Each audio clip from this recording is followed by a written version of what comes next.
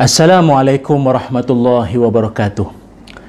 Antara persoalan yang sering tertanya-tanya dalam masyarakat kita, boleh atau tidak orang bukan Islam, non-Muslim menyebut kalimah Allah? Contoh, kita ada kawan, kita kata dia, "Hello Mr. Bala, you punya company bagus, you punya business bagus." Lalu dia kata apa? "Alah, ini tak ada apa, ini semua Allah kasih, ini semua Tuhan Allah kasih." Kan? Ataupun kita ada kawan, kita kata dia, "Steven, bagus lah you punya business bagus, you meniaga bagus." Dia kata, "Haya, ini semua Tuhan Allah kasih mah." Dia kata ini semua Tuhan Allah kasih. Boleh atau tidak dia cakap Allah dalam perbualan dia dengan kita tu? Jadi kita sebagai orang Islam, boleh atau tidak bila orang bukan Islam cakap Allah ni? Inilah yang Allah Subhanahu wa taala sebutkan dalam Al-Quran, yang mana Allah berfirman dalam surah Al-Ankabut ayat 63, "Wala in sa'altahum man nazzala minas samaa'i ma'an fa ahya bihil ardh فأحيا به الأرض من بعد موتها ليقولن الله قل الحمد لله بل أكثرهم لا يعقلون." Sadaqallahul azim. Dan sesungguhnya jika engkau, wahai Muhammad, bertanya kepada mereka yang musyrik, itu siapakah yang menurunkan hujan dari langit lalu ia hidupkan dengan tumbuh-tumbuhan di bumi sesudah matinya, sudah tentu mereka akan menjawab Allah. Yang musyrik itu jawab apa? Allah. Ucapkanlah wahai Muhammad, Alhamdulillah, sebagai bersyukur disebabkan pengakuan mereka yang demikian. Bahkan kebanyakan mereka tidak memahami hakikat tauhid dan pengertian syirik. Surah Al-Ankabut ayat 63. Bahawa Al-Quran tidak membantah orang bukan Islam untuk menyebut Allah. Tetapi yang menjadi isu di sini adalah, ataupun yang salahnya ialah, apabila akidah terhadap Allah Ta'ala itu dipesongkan ataupun bercampur dengan syirik. Itu yang kita tak boleh nak terima. Contoh, ada kawan kita yang non-Muslim, dia katakan pada kita, dia doa, "Oh, semoga Tuhan Allah dan Tuhan Rama bahagiakan you, bagi you banyak duit, banyak rezeki, banyak bahagia." Tak boleh macam tu. Sebab apa? Allah Ta'ala tak boleh ada sekutu dengannya. Allah yang Maha Esa. Contoh, ada kawan kita kata, "Semoga Allah dan anak Allah, isteri Allah," apa lagi? Tak boleh cakap macam tu. Kita hanya terima kalau kata ada orang nak doakan kita sekalipun, hanya Allah saja. Qul huwallahu ahad, Allahus samad, lam yalid wa lam yulad wa lam yakul lahu kufuwan ahad. Tuhanku ialah Allah yang Maha Esa, Allah yang menjadi tumpuan sekalian makhluk memohon sebarang hajat. Ia tidak beranak. Dengar. Ia tidak beranak dan tidak diperanakkan, dan tidak ada sesiapa pun yang serupa dengan Allah. Itu surah Al-Ikhlas yang kita sedia maklum, kita biasa baca. Cuma dalam masa yang sama, para penonton, kawan-kawan yang dimuliakan Allah semua, kita bimbang kalau sekiranya apa yang berlaku ini ada kaitan dengan agenda yang tersembunyi, ada perancangan-perancangan untuk nak mengelirukan umat Islam. Kita bimbang perkara ini. Apatah lagi ada pula orang yang menyalahgunakan nama Allah ini, dibuat tatu, lepas tu diletakkan dekat kaki dengan keadaan yang sangat tak memuliakan kalimah Allah tu sendiri. Dah lah tatu tu haram. Lepas tu dia macam-macam lah tuan-tuan, buruk keadaannya ini. Jadi saya menjemput kawan-kawan semua untuk terus menonton video ini sampai habis, kerana saya akan kongsikan dengan kawan-kawan semua ada 4 fitnah dahsyat menjelang kiamat, yang mudah-mudahan 4 fitnah ini yang saya kongsikan ini memberikan kita panduan, kesedaran, keinsafan dan sebagai peringatan kita untuk berhadapan dengan suasana yang kita pun tak tahu lagi suasananya bagaimana. Insya-Allah kita dalam jagaan Allah. Baiklah, 4 fitnah tersebut ialah, yang pertama sekali adalah fitnah agama. Boleh ya? Pertama sekali adalah fitnah agama. Apakah yang diertikan dengan fitnah agama ini? Kalau kita baca surah Al-Kahfi, di permulaannya itu adalah kisah berkaitan tentang anak-anak muda ataupun 7 orang anak muda yang Allah Subhanahu wa taala tidurkan mereka, yang mana mereka ini menyelamatkan akidah, lari daripada pemimpin raja yang zalim di Qiyanus, nama raja tersebut, dan mereka bersembunyi dalam sebuah gua ataupun disebutkan sebagai Al-Kahfi. Sebab itu Ashabul Kahfi, pemuda-pemuda gua. Mereka tidur dalam gua tersebut selama 309 tahun yang Allah Ta'ala rakamkan dalam surah Al-Kahfi. Kerana ini menunjukkan pada kita bahawa ada golongan dia bersungguh dia nak selamatkan akidah dia, dia bersungguh nak selamatkan iman dia, dia bersungguh nak menyelamatkan akidah yang dia sayang, yang dia pegang selama ini, bersungguh-sungguh. Yang pertama tentang fitnah agama. Sebab itu kawan-kawan yang dirahmati Allah sekalian, yang kita bimbang pada hari ini adalah berapa ramai manusia yang mudah-mudah saja nak murtad. Ada ramai manusia yang mudah-mudah saja dia nak jadi kafir. Mudah sangat. Sebab itu tuan-tuan bayangkanlah, fitnah Dajjal ni dia berusaha untuk nak bawa manusia jadi kafir, dan ramai yang sanggup ikut dia, ikut Dajjal tu, walaupun gadaikan agama, walaupun terpaksa gadaikan agama Islam yang dia sayang, yang dia pegang selama ini, dia gadaikan kerana nak ikut fitnah ataupun terpesona dengan fitnah yang dibawa itu. Pertama sekali adalah fitnah agama. Sebab itu kawan-kawan yang saya sayangi semualah, berhati-hatilah dengan keadaan ini. Kerana apa? Hari ini yang paling kita risau sekali apabila timbul dan munculnya, dia panggil golongan apa? Ajaran-ajaran sesat. Ajaran sesat ni pun banyak tuan-tuan, merosakkan akidah, menghancurkan, meranapkan akidah kita selama ini, wal'ayazubillah. Dan mungkin ada yang tak pernah dengar lagi, ustaz, ajaran sesat ni kira macam mana pula ustaz? Bukankah ajaran sesat ni dia ada mengandungi ayat-ayat Allah, hadis-hadis Nabi juga dia orang guna? Itu namanya sesat. Itu namanya sesat. Dia mempergunakan ayat Allah, menggunakan nama Allah, ayat Allah untuk nak seleweng, untuk nak seleweng dan menyesatkan orang, membuatkan orang jadi keliru, membuatkan orang jadi keliru. Sebab itu kita bimbang sangat benda ni berlaku. Jadi kalau kita sebut tentang apa makna ajaran sesat, dengar baik-baik kawan-kawan semua. Apa makna ajaran sesat? Fahaman yang bertentangan dengan Islam, tapi dia ada kaitan. Dia bertentangan dengan Islam, tapi dia ada kaitan atau disandarkan pada Islam. Dia nampak macam amalan tu baik, tapi dia salah dari Al-Quran dan Sunnah. Faham tak?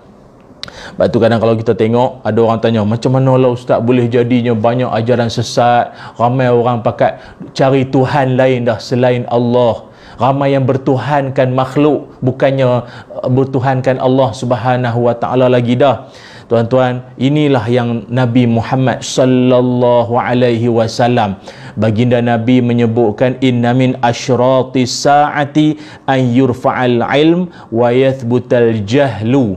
Kata Nabi Muhammad sallallahu alaihi wasallam, tanda-tanda dunia nak menuju kiamat ialah apabila diangkatnya ilmu dan tersebarnya kejahilan. Diangkatnya ilmu dan tersebarnya kejahilan.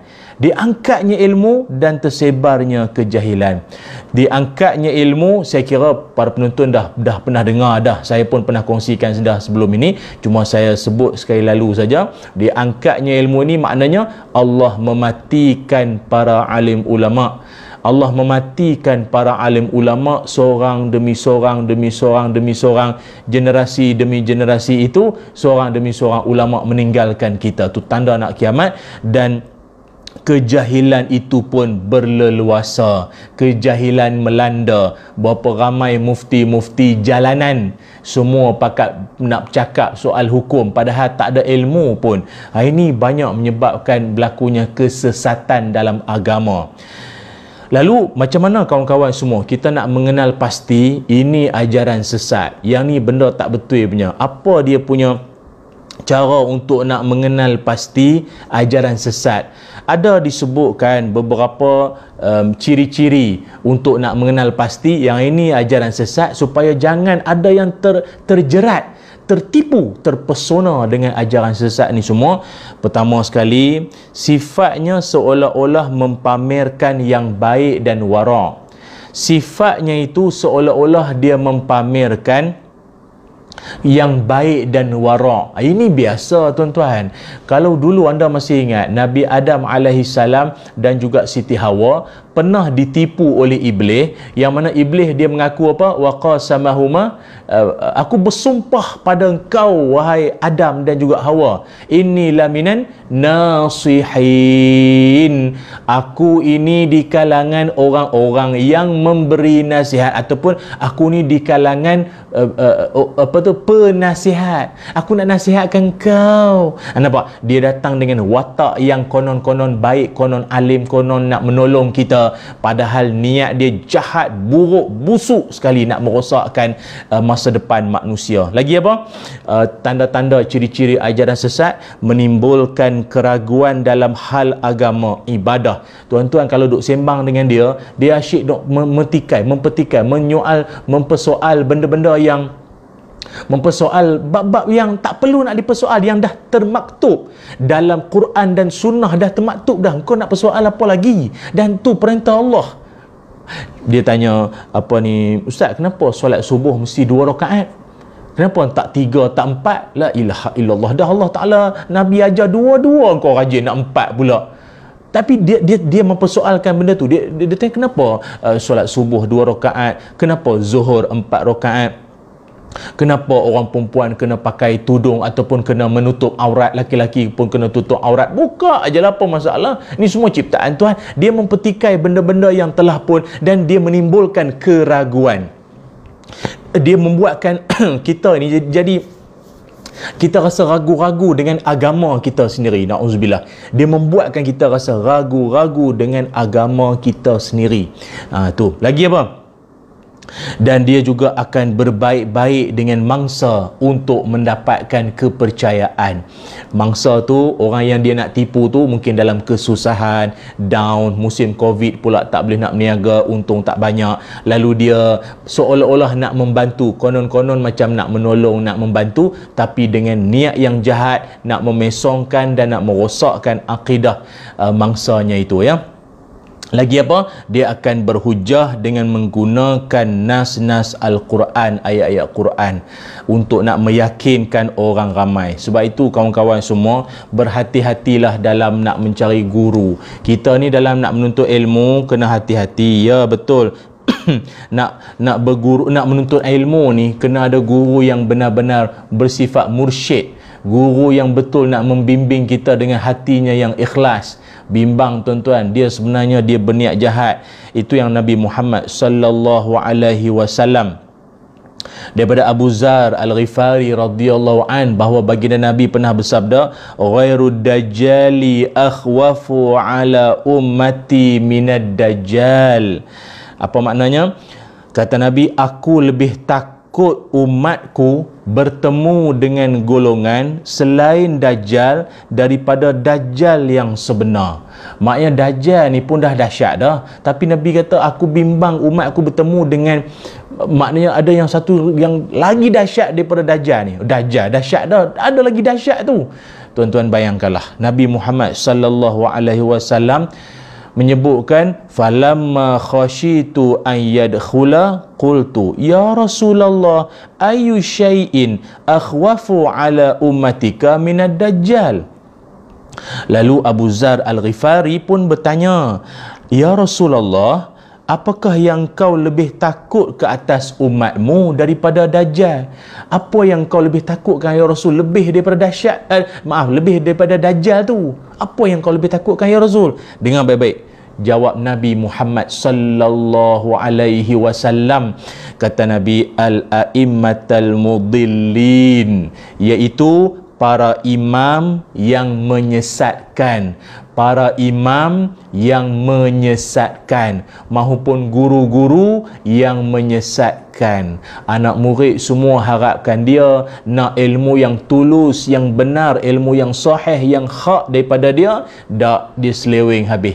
Maka itu kata Nabi, dahsyat lagi dia daripada Dajjal kalau nak ikutkan. Yang Nabi sangat bimbang akan melanda umatnya. Maka benda itu sedikit demi sedikit dah pun jadi. Dah pun jadi ya. Hati-hati nah kawan-kawan. Itu fitnah yang pertama. Yang keduanya adalah, fitnah yang pertama tadi fitnah apa? Agama. Yang keduanya adalah fitnah kekayaan. Fitnah apa? Fitnah kekayaan.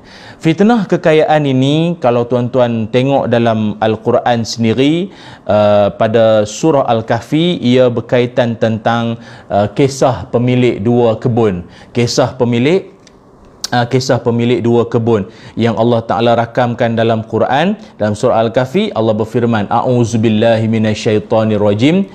واضرب لهم مثلا رجلين جعلنا لأحدهما جنتين من أعناب وحففناهما بنخل وجعلنا بينهما زرعا كلتا الجنتين آتت أكلها ولم تظلم منه شيئا وفجرنا خلالهما نهرا إلى آخر الآية. Sadaqallahul azim. Allah berfirman, berikanlah pada mereka sebuah perumpamaan dua orang laki-laki, kami jadikan bagi seorang di antara keduanya dua buah kebun anggur, dan kami kelilingi kedua kebun itu dengan pohon-pohon kurma, dan di antara kebun itu kami buatkan ladang. Kedua buah kebun itu menghasilkan buahnya, dan kebun itu tiada kurang buah sikit pun, dan kami alirkan sungai di celah-celah kebun tersebut.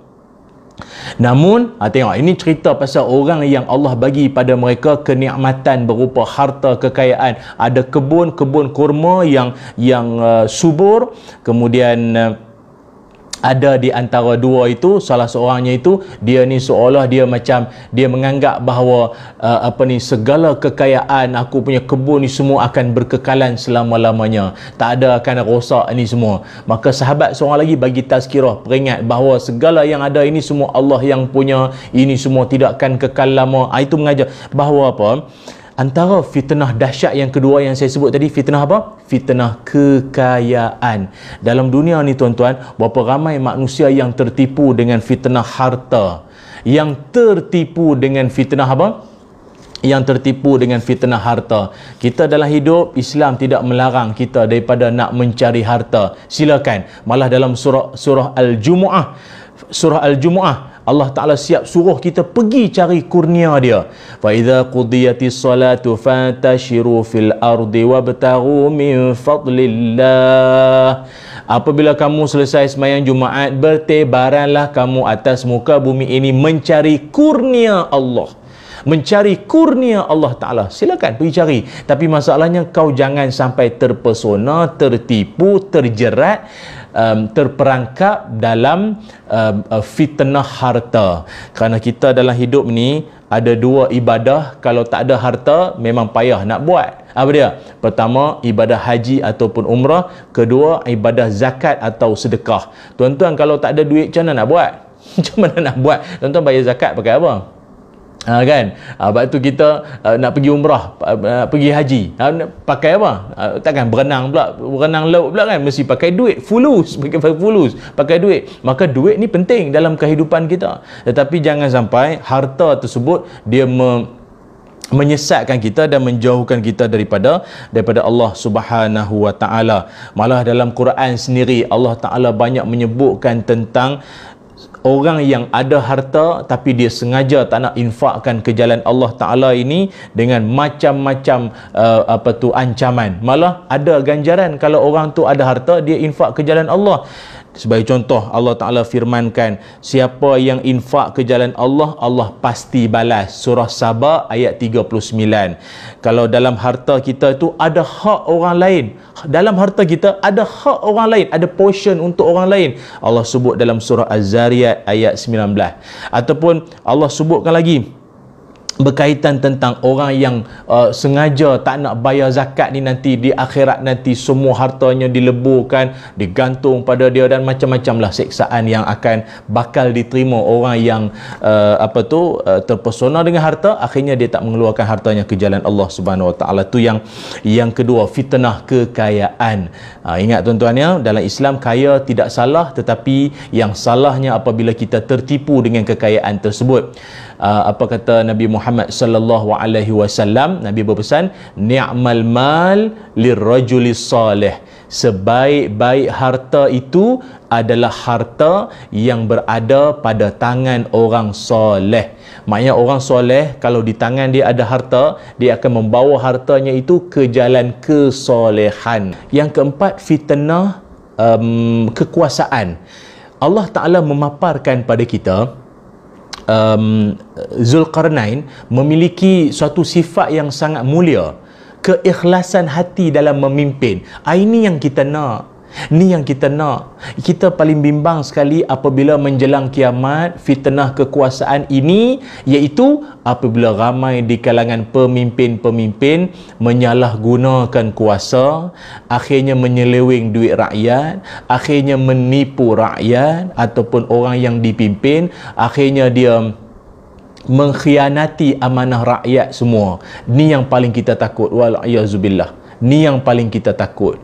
Sebab itu Allah memaparkan pada kita dalam surah Al-Kahfi satu figura yang patut kita jadikan sebagai tauladan, iaitu Zulkarnain. Allah rakamkan banyak ayat-ayatnya itu berkaitan tentang kehebatan beliau dalam mengurus takbir, dan inilah yang kita doakan pada Allah Ta'ala, moga pemimpin kita yang sedia ada ini senantiasa berada di atas jalan Allah. Kerana Nabi Muhammad sallallahu alaihi wasallam juga dalam hadis, Nabi pernah menyebutkan, idza duyi'atil amanah fantaziris sa'ah. Kata Nabi, apabila amanah itu disia-siakan, maka tunggulah saat kehancuran. Apabila amanah itu disia-siakan, maka tunggulah kehancuran dunia ini.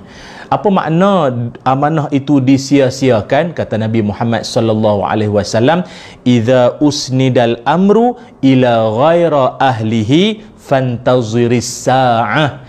Apabila suatu amanah itu diberikan kepada orang yang tidak layak, orang yang bukan ahlinya untuk memegang jawatan tersebut, amanah tersebut, tanggungjawab tersebut, maka diberikan pada orang-orang yang tak ada tanggungjawab macam ni, habis hancur. Kau tunggulah saat kehancuran kan tiba.